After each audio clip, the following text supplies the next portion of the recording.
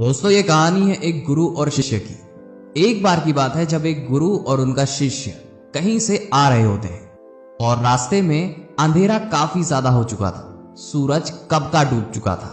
तो जो वो शिष्य रहता है वो अपने गुरु से कहता है कि गुरु जी, रात काफी ज्यादा हो चुकी है, तो हम लोग के लिए बेहतर यही होगा कि हम आज की रात किसी आसपास के गांव में गुजारें। और उसके बाद गुरु जी भी मान जाते हैं और वे लोग एक गांव में जाके रुकने का प्रबंध करते हैं। और वे लोग जब उस गांव में जाते हैं तो एक घर का दरवाजा खटखटाते हैं और जब दरवाजा खुलता है तो उस घर में से एक गरीब और बूढ़ा आदमी बाहर आता है। फिर गुरु जी कहते हैं कि हम अपने गांव जा रहे थे पर रात काफी ज्यादा हो चुकी है, इसीलिए हम आज की रात आपके गांव में गुजारना चाहते हैं। क्या हम आज की रात आपके यहाँ रुक सकते हैं? ये सुनने के बाद उस गरीब व्यक्ति ने गुरुजी और उनके शिष्य को अंदर बुलाया और वे दोनों जब अंदर जाते हैं तो वो लोग देखते हैं कि उस घर में बहुत ही ज्यादा गरीबी थी। फिर गुरुजी उस आदमी से पूछते हैं कि तुम काम क्या करते हो? तो फिर वो गरीब आदमी कहता है कि मेरे पास बहुत सारी जमीन है। फिर गुरुजी कहते हैं कि जब तुम्हारे पास इतनी सारी जमीन है तो तुम इस तरह से क्यों रहते हो? तो फिर वो गरीब आदमी निराश होकर कहता है कि मेरे पास जमीन बहुत सारी तो है पर वो किसी काम की नहीं है। गांव वाले कहते हैं कि ये जमीन बंजर है, इसमें कुछ भी नहीं उग सकता है। और गांव वाले ये भी कहते हैं कि वहां पे फसल उगाने का प्रयास करना और उस बंजर जमीन का सौदा करना ये बेवकूफी है। तो फिर गुरुजी कहते हैं कि तुम्हारा गुजारा आखिर होता कैसे है? फिर वो गरीब आदमी कहता है कि मेरे पास एक भैंस है जिससे मेरे पूरे घर का खर्च चलता है, उसके दूध को बेच के। और ये सुनने के बाद गुरुजी और उनके शिष्य सोने को चले जाते हैं।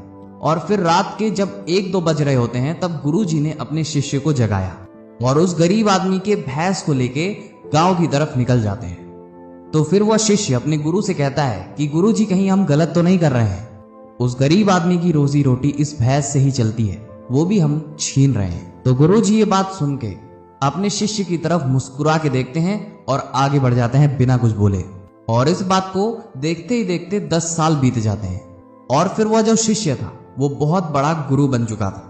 और फिर एक दिन उस शिष्य को उस गरीब आदमी की याद आती है और वह सोचता है कि मेरे गुरुजी ने उस गरीब आदमी के साथ ठीक नहीं किया था, मुझे एक बार चल के देखना चाहिए कि वह गरीब आदमी किस परिस्थिति में है।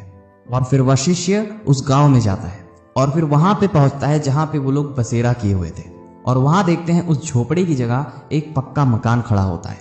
और उस बंजर जमीन पे जब वो नजर डालता है तो वहां पे देखता है कि वहां पे फल और फूलों के बगीचे होते हैं। और तभी इतने में ही उस जमीन का मालिक आता है और वह जो शिष्य रहता है उस गरीब आदमी को देख के पहचान जाता है और उस जमीन के मालिक से कहता है कि हम तुम्हारे यहाँ आए हुए थे।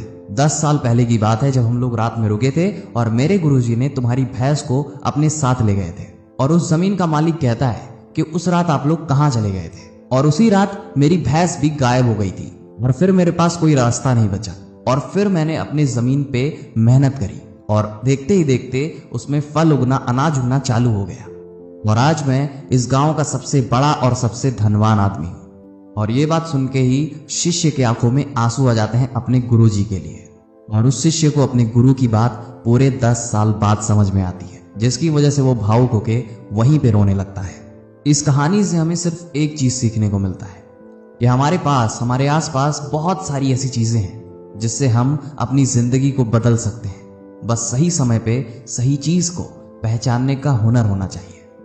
अगर आप आगे नहीं बढ़ पा रहे तो जिंदगी में कुछ ना कुछ ऐसी चीजें होती हैं, ऐसे लोग होते हैं जो आपको रोक के रखते हैं। वो कुछ भी हो सकता है, वो कोई चीज हो सकती है, वो आपके फैमिली वाले भी हो सकते हैं। बस आप पे डिपेंड करता है कि जैसे उस गरीब आदमी के पास उस भैंस की तरह आपके पास कोई ऐसी चीज तो नहीं है जो आपको रोके हुए है। उसको पहचानिए और लाइफ में आगे बढ़िए। उम्मीद करते हैं आपको ये स्टोरी पसंद आई होगी। इंस्पायरिंग स्टोरी से जुड़ने के लिए आप हमारे YouTube चैनल को सब्सक्राइब भी कर सकते हैं। अभी के लिए बस इतना ही था। अभी के लिए शाइनिंग ऑफ इंस्पायरिंग स्टोरी।